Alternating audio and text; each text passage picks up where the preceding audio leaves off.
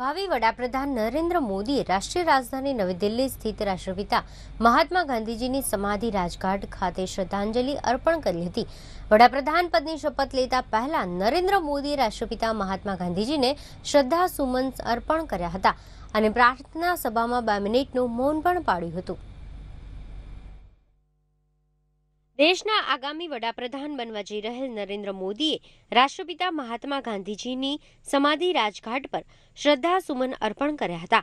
રાષ્ટ્રીય રાજધાની નવી દિલ્હી સ્થિત રાષ્ટ્રપિતા મહાત્મા ગાંધીજીની સમાધિ રાજઘાટ જઈને નરેન્દ્ર મોદીએ શ્રદ્ધાંજલિ આપી હતી અને ત્યારબાદ પ્રાર્થના સભામાં 2 મિનિટનું મૌન પાળ્યું હતું। ગાંધીજીને શ્રદ્ધાંજલિ અર્પણ કર્યા બાદ મોદી પૂર્વ વડાપ્રધાન અને ભાજપના કદાવાર નેતા અટલ બિહારી વાજપેયીના આવાસે ગયા હતા। મોદીએ ત્યાં જઈને વાજપેયીના આશીર્વાદ લીધા હતા।